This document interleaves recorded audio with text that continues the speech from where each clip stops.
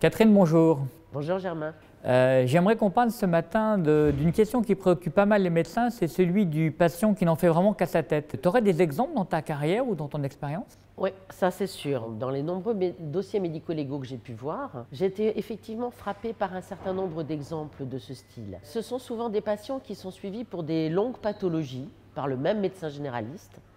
Et il presse son médecin de renouveler les ordonnances, mais il ne fait absolument pas ce que le médecin lui a demandé, notamment par exemple d'aller voir un spécialiste. Et du coup, le médecin se retrouve seul, en charge de son patient, avec les complications potentielles de la maladie ou des effets secondaires des traitements qu'il maîtrise pas toujours d'ailleurs. Alors par exemple, ça me fait penser à un hypertendu avec de nombreux facteurs de risque cardiovasculaire qui n'allait pas voir le cardiologue de son fait avec un suivi assez lâche.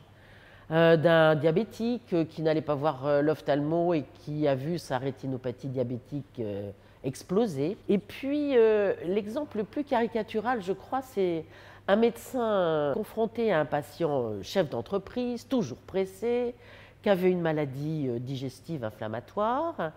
Et le médecin s'est laissé aller à lui renouveler pendant des années les lavements de bentonazole qui soulageaient le patient.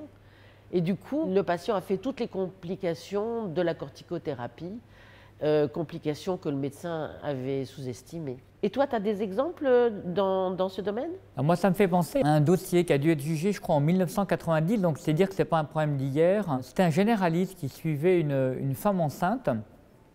Il a prescrit 4 fois la sérologie de la rubéole et elle ne l'a jamais fait en fait.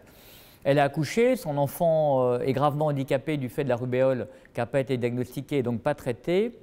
Elle a attaqué le médecin et en fait, de manière assez curieuse, même à cette époque, les juges ont dit que le médecin ne devait plus continuer à la voir, qu'il avait fait un peu semblant de faire de la médecine, qu'elle avait l'impression d'être bien prise en charge et du coup qu'il avait privé la possibilité d'avoir quelqu'un de plus convaincant. Et donc il a été déclaré responsable du handicap de l'enfant. Et puis plus récemment, il y a des questions qui nous viennent assez souvent de la part des praticiens de la dialyse, que ce soit les médecins ou les infirmières, notamment à propos de patients qui sautent une séance de temps en temps et donc qui reviennent à la fin de la semaine en ayant sauté cette séance, ce qui embête absolument toute l'équipe parce que les données biologiques de ce patient se dégradent, son état, sa santé est vraiment en danger et on n'a pas trop d'action par rapport à ça. Qu'est-ce qu'on pourrait faire en fait? La question elle est très difficile parce que le patient il a toujours une bonne raison, il va dire qu'il n'a pas bien compris ce que le médecin lui a demandé, que le rendez-vous chez le spécialiste c'est trop loin, ou bien que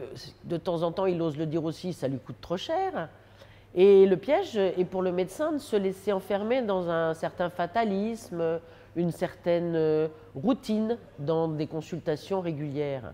Alors moi, je devais te renvoyer à la question, jusqu'où peut-on assurer le suivi? Alors c'est un espèce de dilemme en fait pour le médecin. Hein. C'est un dilemme entre je fais mon métier de médecin un peu jusqu'au bout, mais pas jusqu'à porter tort au patient.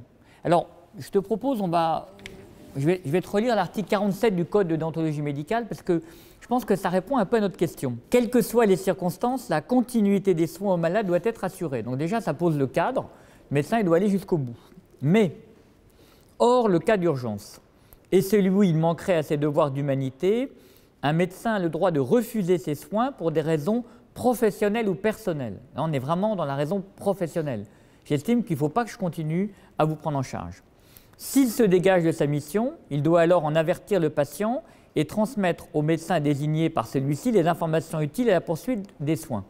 Ce qui veut dire que ce qui est proscrit, c'est l'abandon du soin, mais la transmission à une autre équipe dans l'intérêt du patient est conseillée. Et cette affaire de la rubéole, c'était un peu cette idée en fait, en disant il y a un moment où vous sentez que ça devient un peu pervers comme relation, et il faut passer la main. Oui, c'est plus facile à dire qu'à faire, hein, parce que le principal souci des médecins, c'est quand même de bien soigner leurs patients. Moi, il me semble qu'il y a des petits conseils qui pourraient être plus facilement appliqués.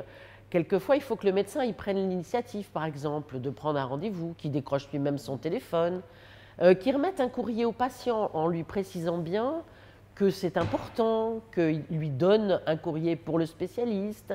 Et puis plutôt que de renouveler, par exemple, son ordonnance pour 3 mois ou pour 6 mois, eh bien, lui fixer un cadre de temps plus limité, de manière à ce que le patient soit vraiment incité à suivre les conseils de son médecin.